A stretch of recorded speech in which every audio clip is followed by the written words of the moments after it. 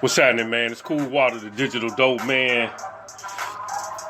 Back on the mic with another podcast from the Barroom Chats podcast, where we talk about topics in the area of entertainment, politics, culture, business, education, and health. You can find the Barroom Chats podcast at ishiphopdead.com, or you can go to Spreaker, SPREAKER.com, and look for Barroom Chats or Cool Water Tracks. Excuse me. So today, it's been a while, man, since I done actually been on this mic. And reason being, you know, I just didn't have a whole lot I wanted to talk about. But it's been a lot going on.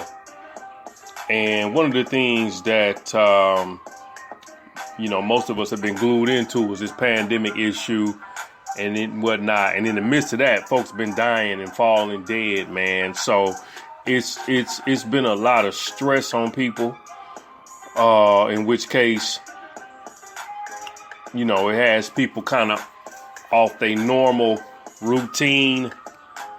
So for me, like I said, I just been kind of, you know, 10 toes down, keeping my head, you know, below the radar and kind of just putting in this work.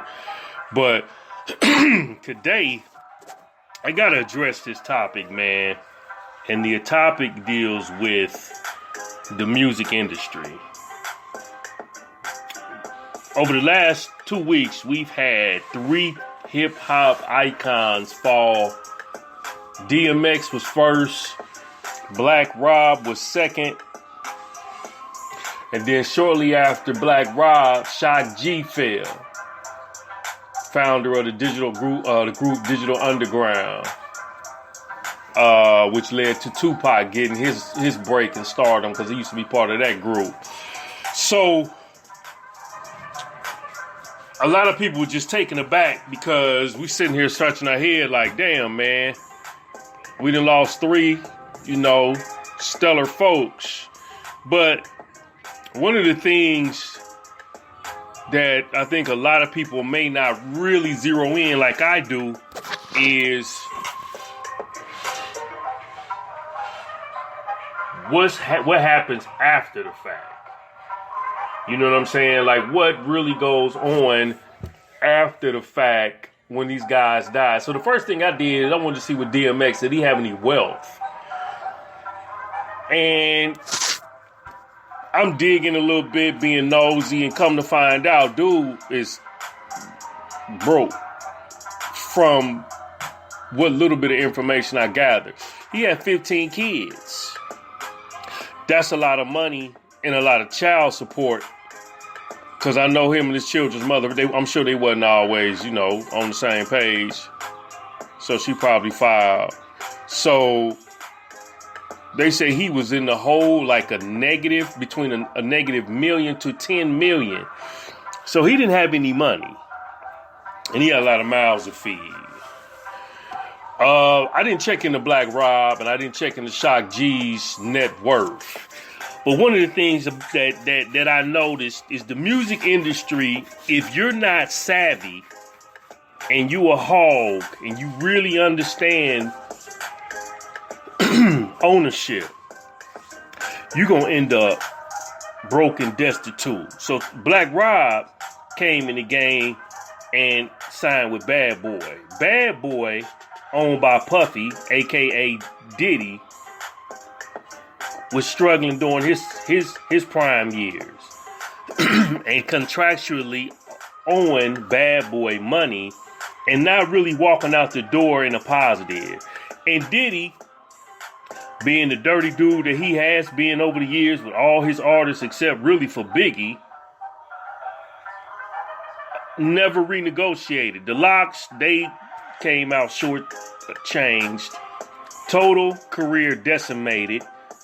Lil' Kim was between Bad Boy and probably something else. She ended up doing pretty good because she got a little bit of the entrepreneurial spirit. Craig Mack, he dies broke. Then Diddy gets on these shows, these reality shows, and picked up these girl band groups and had a boy group too, couple of rap dudes. He heard nothing else about them.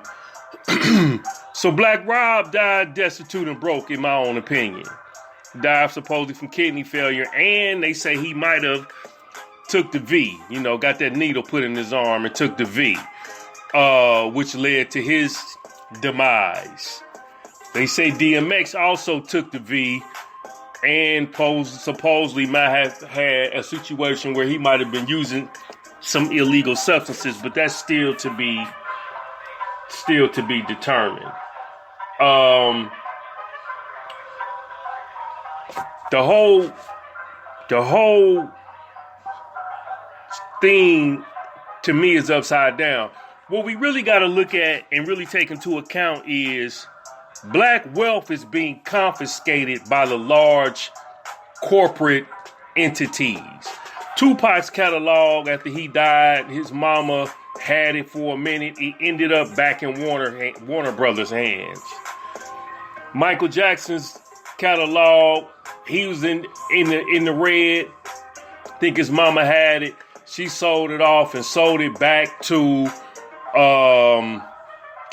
Sony may have got it because Mike had all those masters from the Beatles to Elvis to Eminem and a few other people. I think they ended up being able to get that back. Death Row Records catalog was sold off to a lady. I think she bought it for $12 million.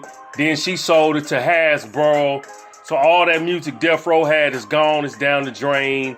And some white folk own it. And Dr. Dre and Suge Knight don't have no say-so in it because they got played.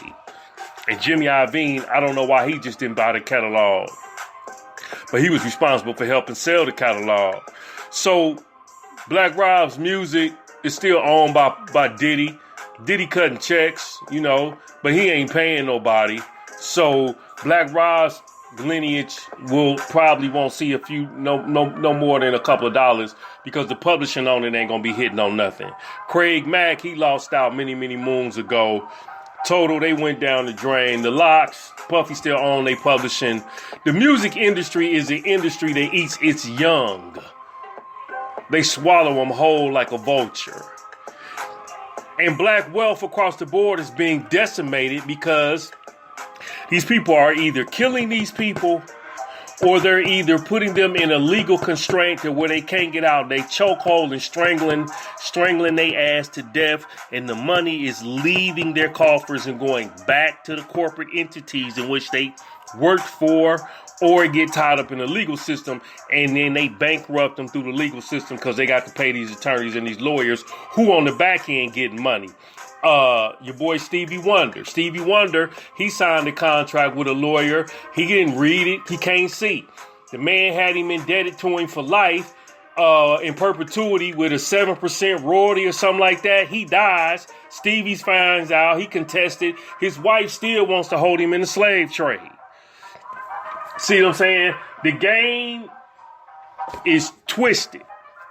And as a result, these individuals are not leaving any generational wealth behind. And a lot of these celebrities now are dying because of this pandemic and taking the needle.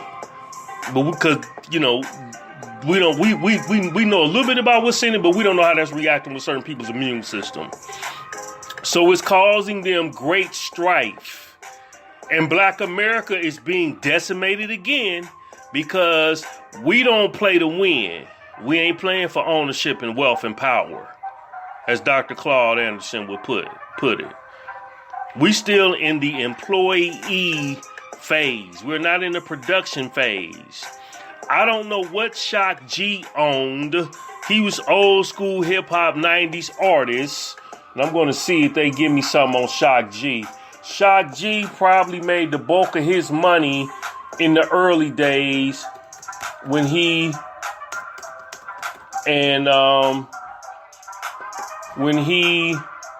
they say Shock G, according to this celebrity net worth, Shock G, he wasn't worth but about $500,000, which would make sense considering that, again, he made most of his money in the early 90s, mid to late 90s. And after that, his career waned. It fell off. He did not get to do what Tupac did. Tupac was able to continue to keep going. But even Tupac's net worth was like $16 million when he died. But then that was in the late 90s. So he was kind of right on track to be a $30, $40, $50 million dude if he would have stayed and would have been able to continue to push forward. But the entertainment, the music, the film, the television, all these entities that black folks participate in are eating our people up because we don't understand how to control the narrative. Master P is still out here killing the game and getting richer because he's buying into businesses and opening up businesses and creating products. He in the food industry now. Retail, food, restaurant. He doing all this other stuff and expanding his wealth. But he came in the game and kept his masters and kept ownership of his stuff. He took the long road. Now he ain't popular, but he rich as hell. You know what I'm saying? And this is something that we have to really take into account when we look at what's going on with so-called individuals who are supposed to be rich, but they die young. DMX, I never thought DMX had no money. I always figured he was a broke dude from the standpoint of him being able to control his net worth because he was just too all over the place. And you never heard him interested in doing anything major. Now, he had an acting career that was really hot. Again, that was late 90s, early 2000s, going into the mid 2000s, but then he fell off. And I think that was because of a lot of constraints that come with the game that they had you do. But our celebrity community, our black wealthy celebrity community is dying as a whole. And the wealth is being eaten up and given back to the corporate entities that they work for. Prince, his money tied up in the courts, his kinfolk fighting over his money, and his